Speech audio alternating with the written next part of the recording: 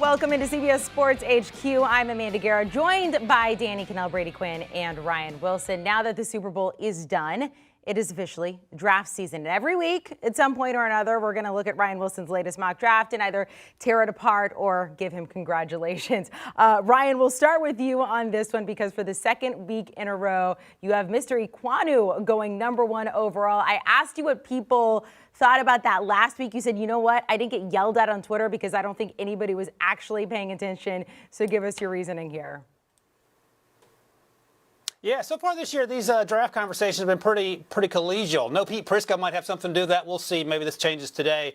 So Ike Ekwonu, #1. And back in November, I started watching him, and I was actually blown away at how good he was because the conversation just in sort of Twitter draft circles was that he was going to have to move to guard. And I talked to a few teams and said, absolutely not. There's no way, no reason he should move inside. Now, whether he becomes the #1 overall pick depends on a lot of things. But the Jaguars need an offensive lineman, no doubt about it. I imagine that's what will be at the top of Doug Peterson's to-do list. You could take an edge rusher here, and the question becomes, is it Ekwonu if you go offensive line, or is it Evan Neal? I know a couple teams that don't love Evan Neal first overall. They like him as a player, but he's not a Jedrick Wills, if you will, out of Alabama, where he played. Ekwonu, I think his nickname should be Dr. Pancake, because in the run game, he just runs over people consistently.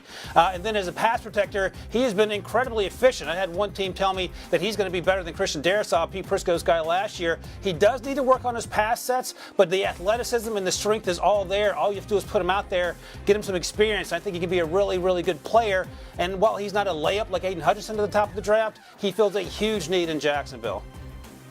Ryan, I think this draft is fascinating because years past, we've seen a lock at #1, and I truly think there's a lot of indecision and a lot of unknown about who's going to go first.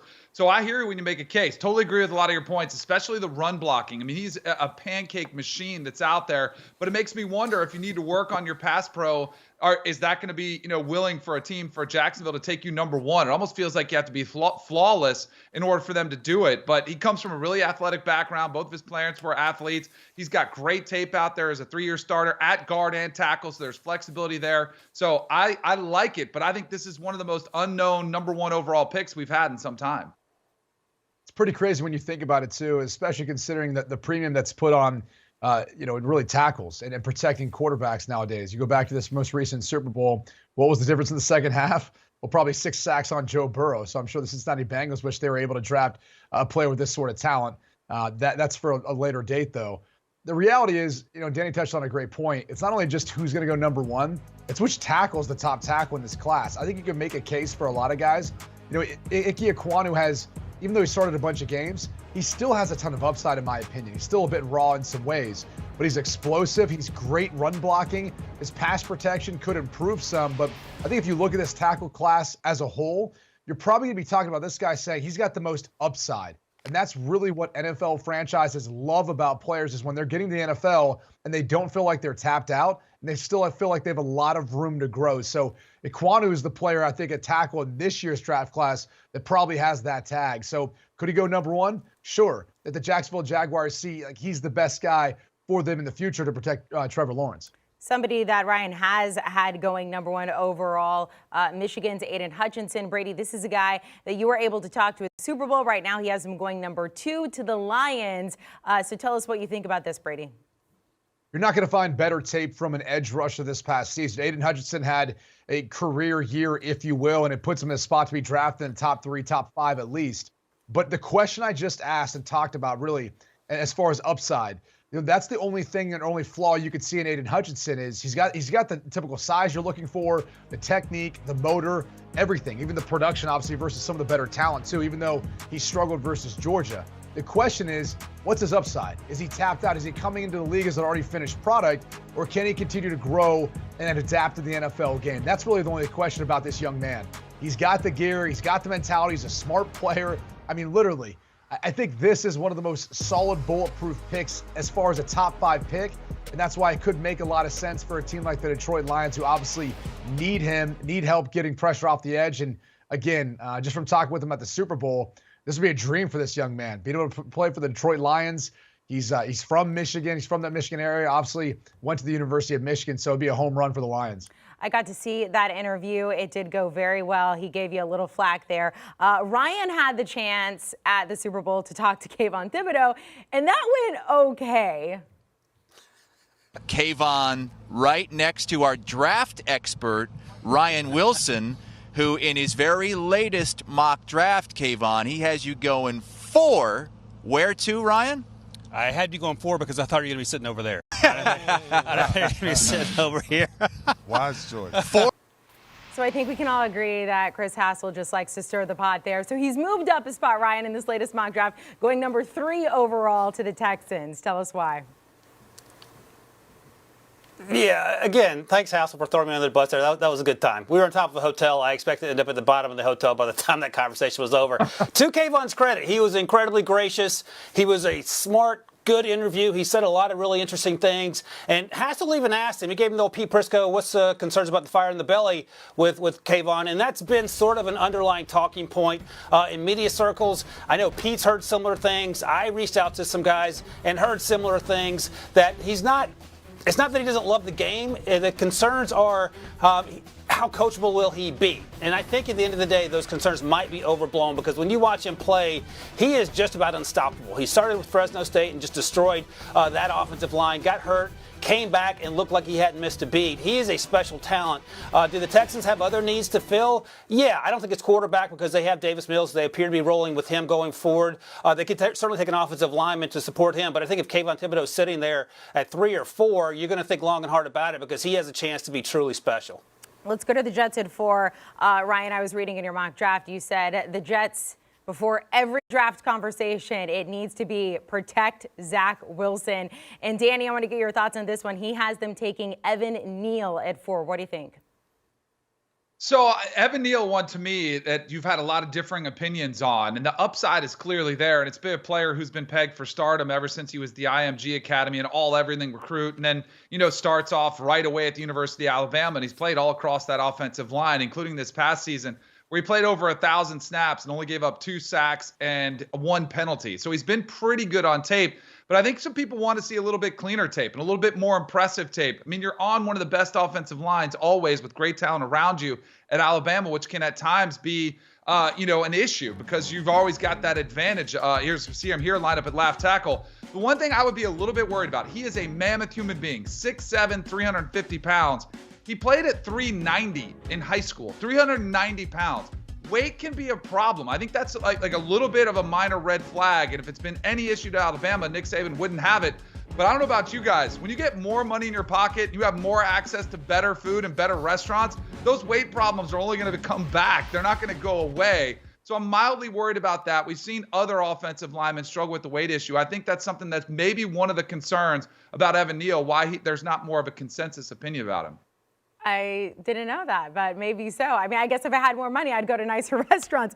Okay, let's go to the Giants here at 5. Ryan, sort of the same thing as the Jets. You're saying, look, if Daniel Jones stays there, he's going to need protection as well. And you're going with Charles Cross out of Mississippi State. Yeah, the new GM, the new head coach appear to be all in on Danny Dimes. If that's the case, dear Lord, please protect him. And I think Charles Cross is going to be in that conversation. Danny makes some great points about Evan Neal, and there are concerns about his consistency, and the weight issue will be one as well. Charles Cross is just scratching the surface on how good he can be. How good he can be. He is great in pass sets. He's a really good run blocker. He needs to tighten up some things, but all young players do. And I think he'll come into the league with a ton of upside and athleticism, things that you can certainly build around. Now, you could argue that Andrew Thomas, the first-round pick from a few years ago, didn't start off as strong as they had hoped. He was the first offensive lineman off the board, but he has come around, and you have 2 bookends there to help your quarterback. I think that's a step in the right direction. They have 2 first-round picks, and if you told me they end up taking 2 offensive linemen in the first round, I don't think anyone would be upset about that, especially Daniel Jones. So I love Charles Cross. He had a wonderful season in 2021 and made himself some money, as we like to say, and went from probably a late first-rounder to a realistic top 10 pick. Let's go to the Panthers at 6. And Brady, I want to direct this to you because Ryan has them taking Kenny Pickett. You really like Kenny Pickett to the Steelers, but that's not what's going on in this latest mock draft. Apparently, our NFL insider, Jason Lockenfora, had some intel that the Panthers really like Kenny Pickett. What would you think about him at number 6? Well, it makes sense because I think he's the best quarterback in this class. There's no one who did more for themselves this past season than Kenny Pickett did, coming in and having one of the most prolific seasons we've really seen at the University of Pitt or in the ACC for that matter. So Kenny Pickett has the best tape. He showcased the ability to have downfield, deep ball accuracy, timing, anticipation. On top of that, he's tough, and you'll see him take off and run the football. In fact, because of one of his scrambles and then really faking a slide, they had to create a new rule for him. So he's even kind of broken the barrier on quarterbacks rushing and faking a slide now, and they've outlawed that. So look, he's got everything. The question really becomes, again, is he a product of a system with a great wide receiver in Jordan Allison, who was phenomenal for Pitt this past year, and the fact that he's older at the college football level, being the fact that he was at Pitt forever, or is this guy going to be able to go right in immediately day one and start and be able to turn around this franchise?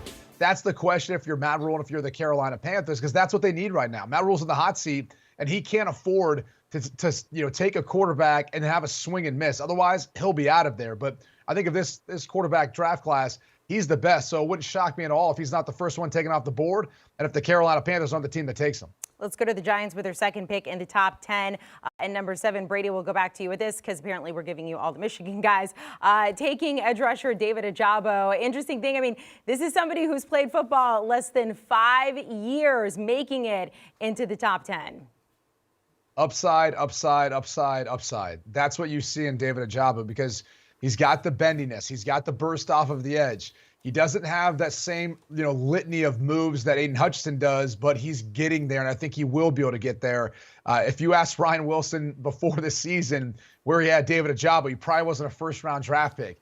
Now we're talking about being a top 10 pick, and I think there's some people who feel like when they turn on the tape and watch the University of Michigan, they look at OJABO and they say, I could see this guy being better than AIDAN Hutchinson 5 years from now and ultimately having the better NFL career. So I love what Ryan has done here because I think this is a very realistic scenario where you could see OJABO ultimately stealing the show and being alongside of AIDAN Hutchinson 2 top 10 picks.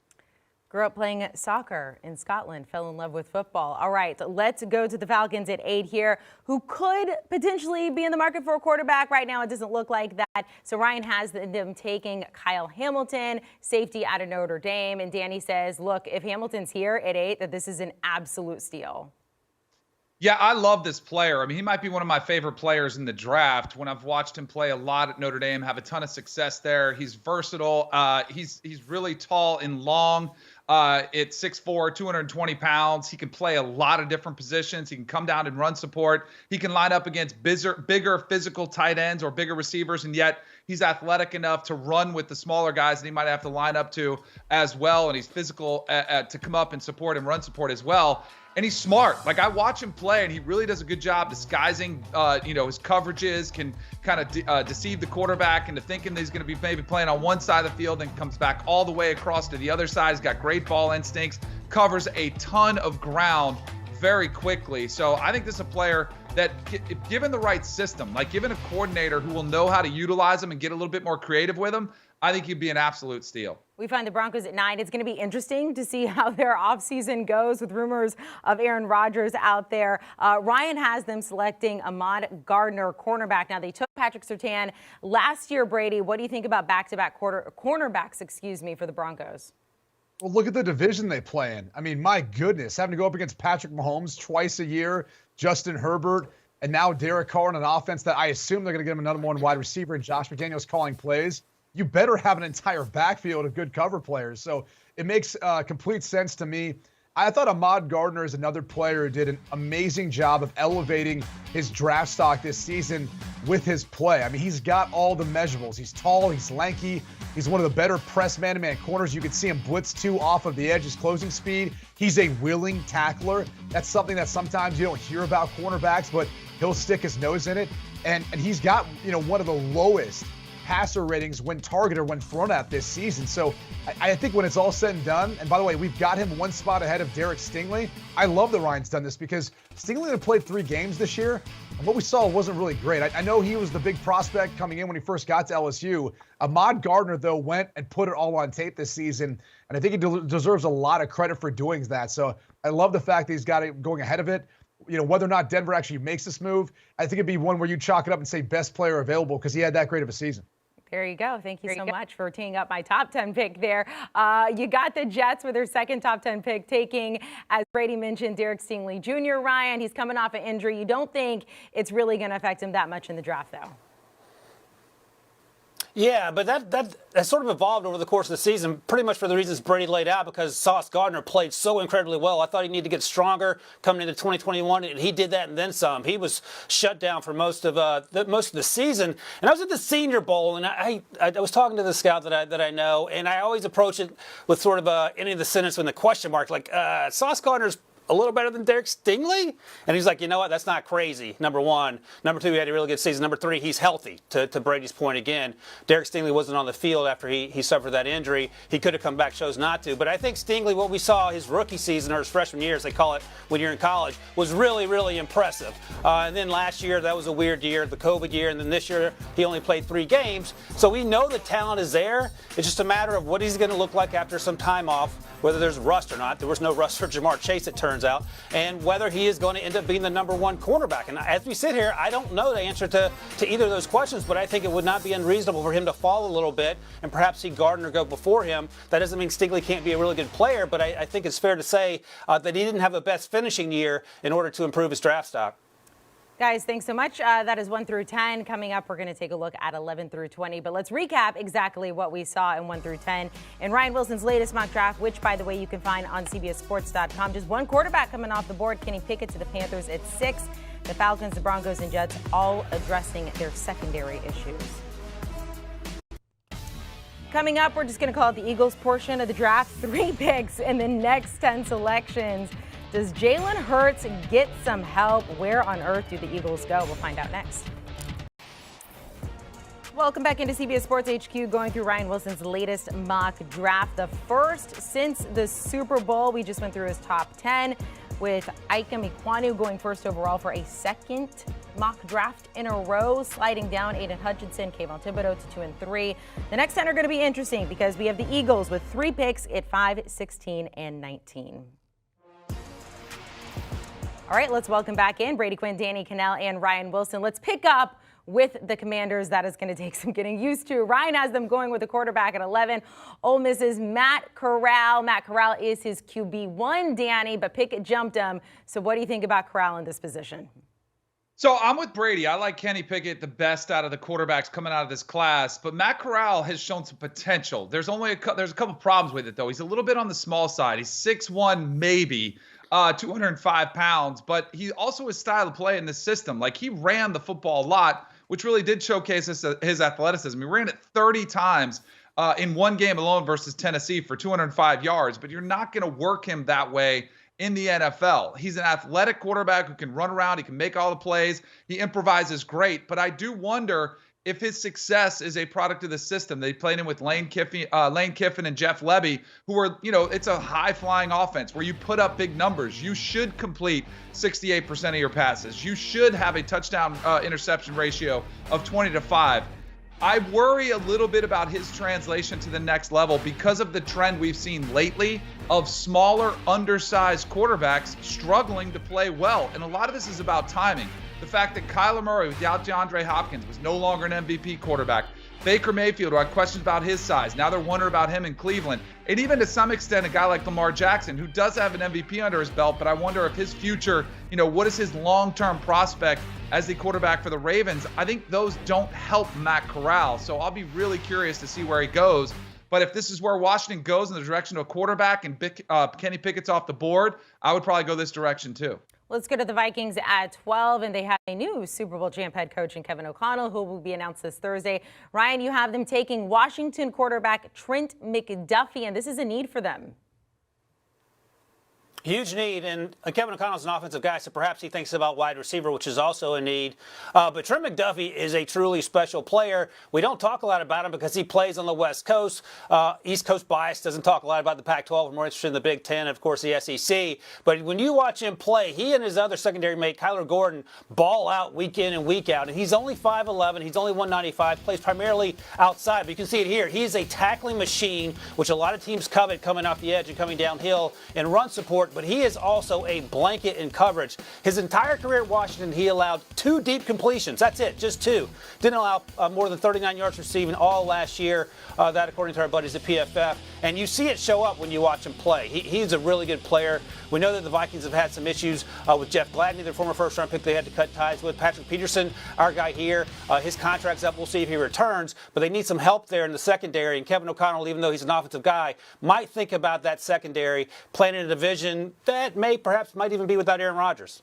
The Browns have the 13th overall pick, and they just watched their old wide receiver win a Super Bowl. Ryan has them getting a new wide receiver in Arkansas's TREYLON BURKS. Danny, what do you think about this? Yeah, it had to hurt watching Odell Beckham out there, having a touchdown early in that game. But TREYLON BURKS is not an Odell Beckham type player. He's bigger, and this is a massive wide receiver. It's 6'3", 220 pounds. The physicality of his game really jumps out to you, and he uses his arm and upper body strength to really power up against, smaller DBs, which is great. But I also think it comes at a detriment too, because his route running ability is a little bit lacking, but the raw potential is there. I think especially if you look at the versatility where they were able to use him. They even used him at running back at times at Arkansas because he's that good of an athlete. And you could see him in a role similar to the way San Francisco 49ers use a Deebo Samuel, who's not quite as big, but this versatility is simply there. Drops show up a little bit on tape, but I think overall the upside potential is there with TREYLON BURKS, which wouldn't surprise me if he was one of the top wide receivers, if not the top wide receiver off the board. Thumbs up from Danny. Let's go to the Ravens at 14. Ryan has them taking Georgia edge rusher Travon Walker. Brady, 6'5", 275. He's a big guy, but he is very fast. Yeah, one of those guys who kind of gets lost in the mix of that talented group from the national champions and Georgia Bulldogs. We hear so much about that front seven. This is one of the guys that I think probably, teams don't want you to talk about. He's got the typical size and length at 6'5", 275 pounds that you're looking for. He's versatile. He can play off of the edge. He can slide down to a 3 technique and rush. He really bursted on the scene this year as far as productivity. Almost matched, his first 2 years playing just in total tackles, and obviously, doubled the amount of sacks with 6 sacks this season. So I think what he put on tape this year gives you that same buzzword I keep talking about, upside. His best football is still yet ahead of him. It would make a lot of sense for the Baltimore Ravens, a team that I think at times this year struggled to be able to just rush for and get home. They had to dial up pressure, and obviously that wasn't overly effective for him. So this is one of those guys that immediately comes in and has a direct impact on that pass rush and helps out that Ravens defense. The Eagles, the first of 3 first-round picks for them. They're almost back-to-back-to-back. They're at 15, 16, and 19, so we're going to go through them. Starting with 15, Ryan has them taking Florida State's Jermaine Johnson. Danny, we give this one to you, and Ryan said, look, his stock at the draft stock, at the Senior Bowl, absolutely skyrocketed. Yeah, I've known about him and followed him all season long, obviously as a Seminole, but really he made, talk about making some money. I think he made a lot, and you're going to see a lot of draft boards, start just vaulting up there because of the success he had at the Senior Bowl. And I think it's more so, even more than what he showcased in practices, one-on-one drills with some of the top talent in the country. It's once you get around him, and this is something that Mike Norvell told me. Once he got on campus at Tallahassee, almost instantly saw, the leadership and intangibles start coming to the forefront. But he's explosive off the ball. He can flat out get after the quarterback, what he showcased in Tallahassee this season. And good for the Senior Bowl, because this is one where we've seen a lot of guys in the back end of Ryan's mock today that have shown up that really showcased their skills in the Senior Bowl. And for a lot of guys, it's the biggest job opportunity of their lives. Some of them knocked it out of the park, some didn't. But I would say Jermaine Johnson's clearly somebody who made a name for himself if it wasn't already. Danny's going to claim him as a Florida State Seminole, but he originally started at Georgia. Imagine what that front would have looked like had Jermaine Johnson be a part of it. But they were so good, he couldn't even get there. But as Danny pointed out and Ryan Spry talked about, the Senior Bowl, he really kind of, not only did he have a great season at Florida State, but he really showcased versus some of the best in the country as far as what he's capable of. But again, put on the tape. You saw that week in and week out. He stood out on a Florida State team that was, dare I say, somewhat average this season, Danny. But he was the bright spot. He really was. He did himself a lot of good. I think he's going to have a tremendous NFL career with the type of effort, energy, and he's got a little something to him that the teams really look for. He's kind of that guy that I think likes to mix it up a little bit. Might make some of those offensive players mad across from him and maybe get in a fight or two. But a lot of teams love that sort of attitude from a player, and Jermaine Johnson's got it.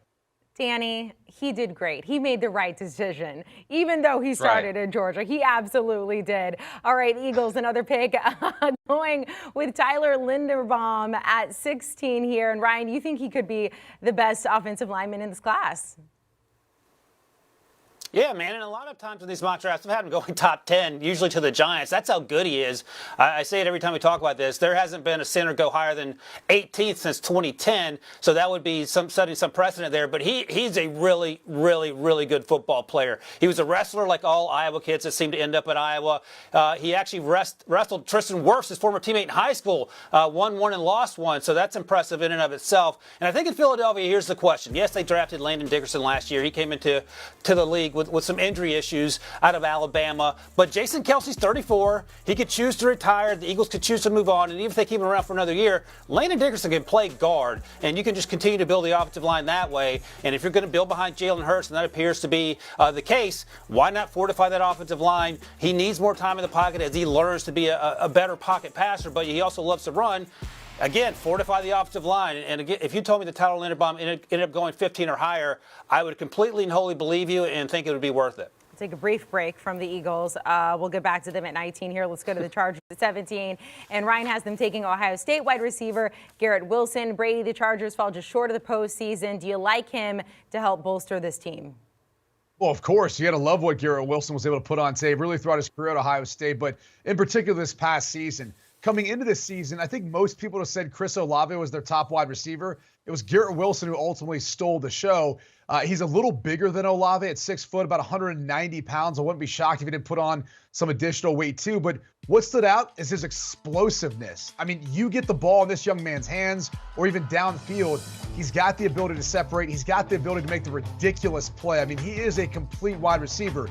The only downside is sometimes you see him drop the easy ones. It can be a little bit concerning at times, but both these two guys are absolutely phenomenal. But I think it was Garrett Wilson who ultimately kind of won out, who will ultimately be the first wide receiver taken when it's all said and done this year's draft from the Ohio State University. Let's go to another wide receiver going to the Saints.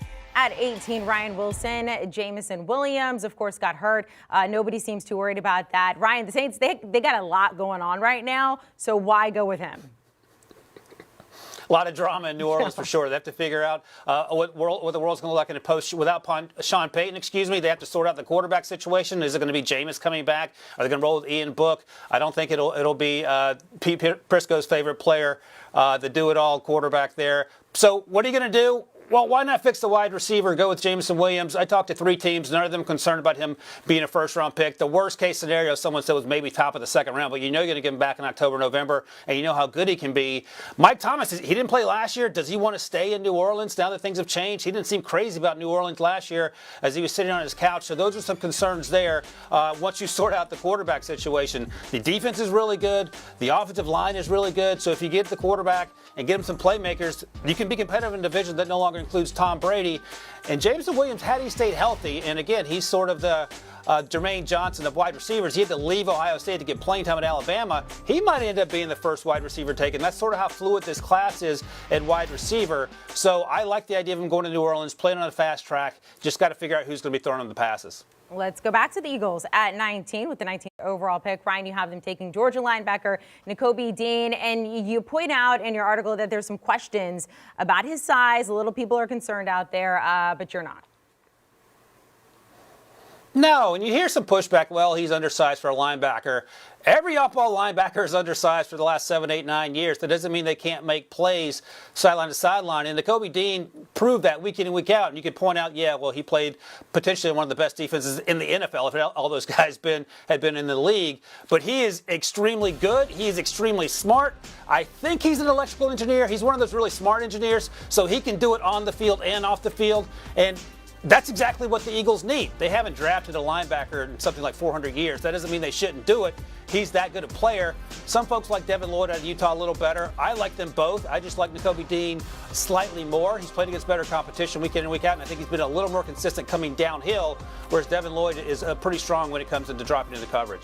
All right, let's go to the Steelers at 20 here. Malik Willis is still on the board. That is not where Ryan Wilson is going in this particular mock draft. He has them taking Boston College's Zion Johnson here. So let's talk about this. I forgot who I'm supposed to tee up. I'm supposed to tee up Danny on this one. Let's go to you. I wouldn't be surprised at all if the Steelers pass on one of these quarterbacks. And I actually think it would be a better move for them to try to build up an offensive line. And we talked about the Senior Bowl risers before. Zion Johnson is one of those guys who was named Senior Bowl Practice Player of the Week in Mobile for his work that he was putting down on there. And coming into the week, I think there was concern about his size. Like, he's a little bit shorter at 6'2". Started his career at the FCS level at Davidson before going to BC. But BC is an offensive line factory. I mean, it always has been.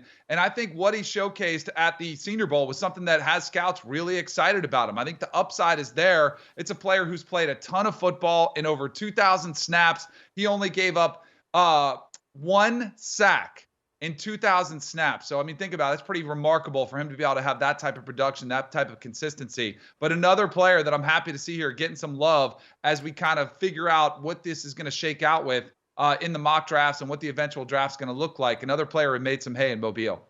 Yeah, a lot of people did, and we're going to see that especially in the next group of players going in the draft. Guys, hang on just a second. Let's recap what we saw 11 through 20 here. Of course, this is the one where the Eagles get 3 picks there. Danny giving big points to the Eagles, with one of them taking Florida State's Jermaine Johnson, who boosted, as Danny was talking about, his stock in the Senior Bowl. The Steelers at the bottom not going with a quarterback in Malik Willis, even though he is still on the board. And the Saints taking another receiver in Jameson Williams. Coming up, we're headed toward the bottom third of the draft. And for Ryan Wilson's latest mock, this part, it's all about the defense. We'll break that down next. CBS Sports HQ taking a look at Ryan Wilson's latest mock draft, the first since the Super Bowl, because it is draft season. Taking a look at 11 through 20. This is where we saw the Eagles get 3 picks there, taking Jermaine Johnson, Tyler Linderbaum, and also Nakobe Dean. The Steelers at the bottom going with Zion Johnson instead of a quarterback. Let's welcome back in our guys. We're going to pick up at 21 with the Patriots. Brady, we'll start with you here. Ryan has the Patriots taking Purdue edge rusher George Karlaftis, so no hope for Mac Jones. Well, no, but I do think in a way it kind of helps them, right? You're able to get him the football back by either getting off the field or getting some turnovers because of the pressure George Karlaftis could create. He's one of the more technically sound edge rushers in this draft. He's got a litany of moves. The problem is this past year is at times he kind of disappeared in games. Now, that's in large part due to the fact that he burst on this thing as a freshman, had a phenomenal freshman year, didn't play much his sophomore year due to injury, but we then see, you look at this past season and he stood out. He was that bright spot that I think you're looking at the Purdue defense. And every single time, you're watching him get double teams. He's getting chipped. Teams are sliding, his way. So he had to deal with a lot, probably even more so than AIDAN Hutchinson, because you had to worry about OJABO and some other pieces on Michigan's defense. That wasn't necessarily the case at Purdue. So not quite as productive a year. However, you can see on tape some of his talent and ability. He's a guy that I think has all the first-round talent. It just comes down to what team feels like he fits what they need. At 6'4", 275 pounds, he can play the more traditional end position, but he's athletic enough to drop off into coverage and do some of the unique things that Bill Belichick likes to do in his defenses. So it would make a lot of sense from a scheme fit here.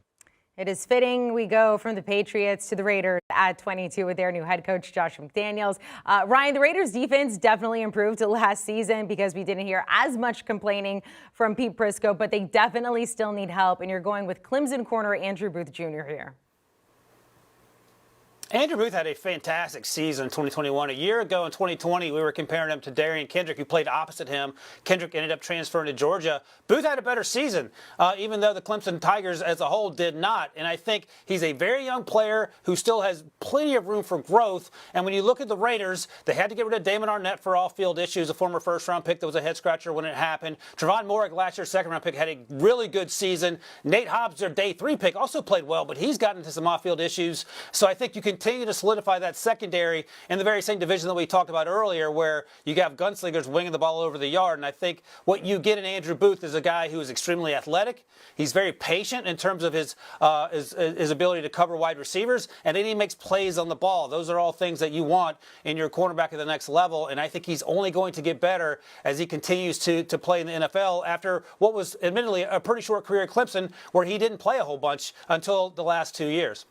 Cardinals have the 23rd overall pick. I'm not sure when the season ended. We thought we were going to be talking about this much drama with the Cardinals, but here we are. They're going with Texas A&M offensive lineman Kenyon Green in Ryan Wilson's latest mock draft. This is somebody who's lined up at 3 different positions this season. Danny, if they're not in the market for a quarterback, don't think that's going to happen. How do you feel about Green to the Cards? Yeah, I don't know. It depends on what their Instagram feed says today and what Kyler Murray says. But we'll just assume that Kyler Murray is going to be back. And I think one of the best ways they can keep him happy, yes, you'd probably add a wide receiving core, but also keeping him upright and giving him better protection up front. And I think Kenyon Green would be an outstanding selection for them here. This is another guy who was all everything coming out of high school, goes to Texas A&M, plays a ton of football, and he's playing in Jimbo Fisher's system. We know about the stress it puts on a quarterback, but also in the run game. And as an offensive lineman, they put a lot on their shoulders too, and he's flourished under that. So he's got a really high football IQ. He's a bright young man, so he'll be able to make the jump, absorbing an NFL playbook. Might be better suited on the inside of the offensive line. Just some of his arm length might be a little bit of an issue. He did give up 48 pressures in College Station, but some of that you might be able to put on the quarterback play because it wasn't stellar. So overall, the upside is there, and I wouldn't be surprised at all if Arizona went this direction, assuming Kyler Murray is back, which I think it's a safe assumption. I never thought we would be reading this much into social media and who follows who. The Cowboys have the 24th overall pick. Ryan, you have them taking Houston DT Logan Hall here. This is somebody you point out may not make it into the first round. I've gone through quite a few of your mock drafts, but you have him showing up quite a bit. So why him to the Cowboys? Yeah, he's one of my favorite players. And yes, he plays at Houston, so we don't talk a lot about him. Last year's teammate at Houston, Peyton Turner, ended up sticking into the first round with the Saints. He had a great season, Logan Hall did. He also had a really good Senior Bowl, just sort of solidifying the type of player he can be. He can play inside. You can move him outside if you want. The Cowboys have a ton of needs. They can take offensive line here. They could go wide receiver. They also need some help along the defensive line because they were getting gashed towards the end of the season. And I think Logan Hall helps fill that. And if he's out there, I think you think long and hard about it. There's some other opportunities to fill other needs, of course, but I think he has a chance to be a really good player. I think he's going to be better than Peyton Turner once he gets into the league. He is hard to move off the ball. He can beat his man in front of him. He creates pressure both against the run and against the pass, and those all sound like things you want out of your front seven getting after the quarterback in the next level. Bills with the 25th overall pick. Ryan has them taking Utah linebacker DEVIN LLOYD. Brady, this is somebody who could have gone to the draft last year. He said he wanted to come back, win a Pac-12 title with his team. Check that box. And this past season, I mean, he really helped his draft stock. No, I think you look at him, he's one of the top linebackers. We're talking about Nakobe Dean. DEVIN LLOYD's the other linebacker you put in that conversation. He's a tackling machine. He's good in coverage at reading quarterbacks' eyes. He's good rushing off of the edge. That's probably one of his better traits, too, as a blitzing linebacker. He gets home quite often. The only problem I have with this particular pick is where he's going here to the Bills. They've got Tremaine Edmonds, who's going to be playing under his fifth-year option, and they'll most likely extend him after this season. He's played pretty well so far. But then Matt Milano's under contract as well at the other linebacker spot because they play nickel the majority of the time. So outside of him being a first-round talent, one of the more talented prospects in this draft, I'm just not so sure it's a fit necessarily for the Buffalo Bills. But if you're looking at the defense, you're like, where can they really improve when it's all said and done? This is as stacked of a defense as you can find. The Titans with the 26th overall pick. Ryan, you have them taking Northern Iowa offensive tackle Trevor Penning here. You pointed out you're not as high on him as some other people, so why do you like him here? Well, again, he had a really good showing at the Senior Bowl. It's sort of a fine line because he's extremely physical to the point where he'll throw the defenders down, and he almost took out Desmond Ritter's knees by tossing the edge rusher to the back of his legs. So there's a point where you can be too physical, I suppose. I thought he had a good season at Northern Iowa, but you're right, Amanda. I don't love him. He feels like more of a second-round pick to me. That doesn't mean he won't go in the first round, and that doesn't mean the Titans still don't have huge needs at offensive line. Ryan Tannehill can attest to as much. We talk a lot about the Bengals and Joe Burrow's plight. That's only overshadowed by what happened to Ryan Tannehill throughout the season, and especially in that playoff loss. So I think whoever they end up drafting here, offensive line will be near the top of the list, and I think Trevor Penning has a chance to go into the first round because he plays with that edge. This is interesting. The Bucks at 27, and I had to text Ryan about this. He has them taking Georgia defensive tackle DeVonte WYATT. And Ryan, correct me if I'm wrong, he's not made an appearance, not yes or no, in your first round yet, correct? No, he has not. Okay, so Danny, what do you think about WYATT to the Bucks at 27, making his appearance in the first round? All we heard about was Jordan Davis all year long in the interior of that defensive line. But I think it's great that you're seeing Devonte Wyatt kind of a beneficiary of all the talent that was around him, who burst on the scene this past season with 4 sacks and 22 quarterback pressures. The only concern is he didn't do too much on tape his first couple years and then burst on the scene. The question is he a late bloomer, or is he tapped out and was a product of playing all those players around him, but a physical specimen nonetheless that could be one of those guys, just one of many on this Georgia defense who NFL scouts are going to love. We'll see if he makes it there. All right, guys, hang on just a second.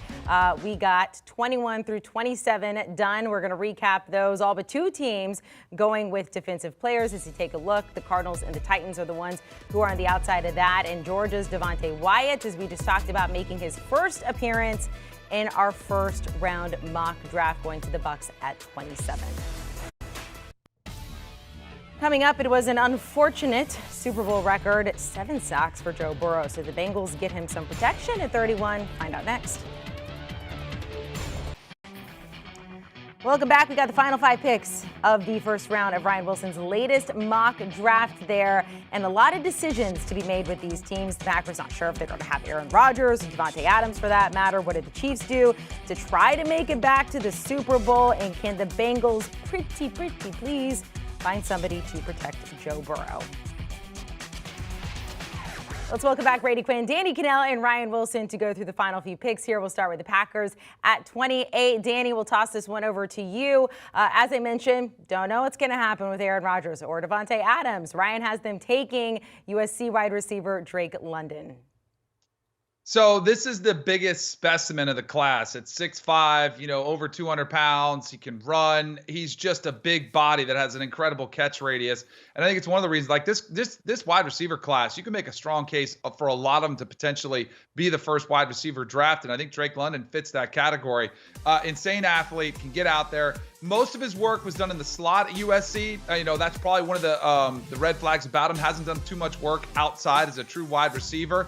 But I look at him as a taller version of a Keenan Allen, somebody who's just a great playmaker on the ball, great ball skills, great deep ball. If you're looking for chunk yardage, you put it anywhere in his vicinity, he's going to come down with it. So I think this is one of the prospects I would love. As a guy who likes long, tall wide receivers, because I wasn't accurate, I just put it anywhere in their area and they could catch it. Drake London fits that bill. Let's go to the Dolphins. Ryan's trying to quickly text me here. I think I got it just in time. Daniel, what is it, Ryan? Falele? There we go. We got it. Brady, look, we haven't talked about him much in the first round here. He is one of the biggest players in this draft. 6'8", 387 at the Senior Bowl. How do you feel about this pick? He's not only just one of the biggest players in the draft, I think he's one of the biggest players in our entire country. I mean, he's a massive human being. And there's a couple things you can't teach. And usually it's speed and size. Well, he didn't have much speed, but he's got a lot of size. Here's the thing. You got to manage the weight. I think you got to put him in positions to succeed, meaning that he's not the type of guy that's got that quickness, or in particular lateral quickness, and really climbing to the second level. He doesn't necessarily bend well. It's probably tough to bend if you're 6'9", about 400 pounds, and that's roughly what he is. But he is massive, and if he gets his hands on you, it is over. You're not bull rushing him. You're not going to be able to move him. It's over. And look, he may struggle versus speed off of the edge, but that guy's got to run a while just to get around him. So if you're talking about a team that's got some needs on their offensive line, the Dolphins could use this. This is a big-time need. And again, a rare player at this sort of size, and he has put together some good tape. I think the other thing you got to be excited about, he's only played 4 years of competitive football. So there's still a lot of upside to him. Not necessarily the instincts that you're looking for, but hopefully those things will come with time. Talk about those good meals, Danny. And as we mentioned, we had him at 380, weighed in at 387 at the Senior Bowl there. Let's go to the Chiefs at 30 here. Ryan has them taking Michigan safety Daxton Hill. Danny, if he does go in the first round, we're going to see 3 Michigan defensive players go in the first round, listed as safety, but he's played a bunch of different spots. What do you think about him to the Chiefs?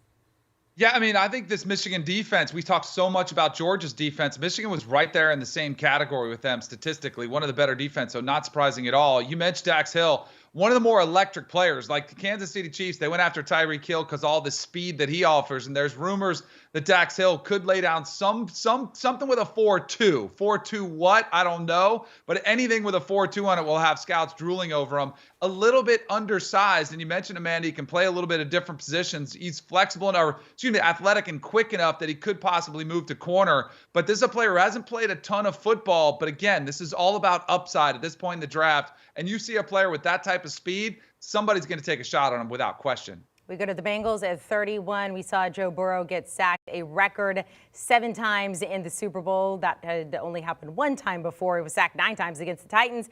Ryan, do we get Joe Burrow protection? Where are we going here?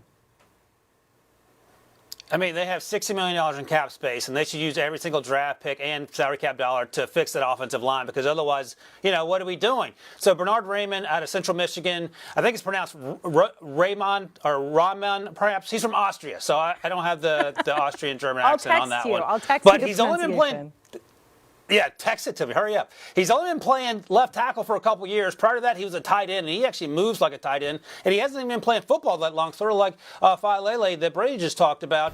And he has gotten a ton better from 2020 to 2021, and you saw it show up consistently. They played some Power 5 schools, and he did not look out of place at all. In fact, he was dominant at times. He played left tackle. They have a right tackle, Luke Gedeke, who's also going to get drafted. That was a really good offensive line, and he is only going to get better. He's raw.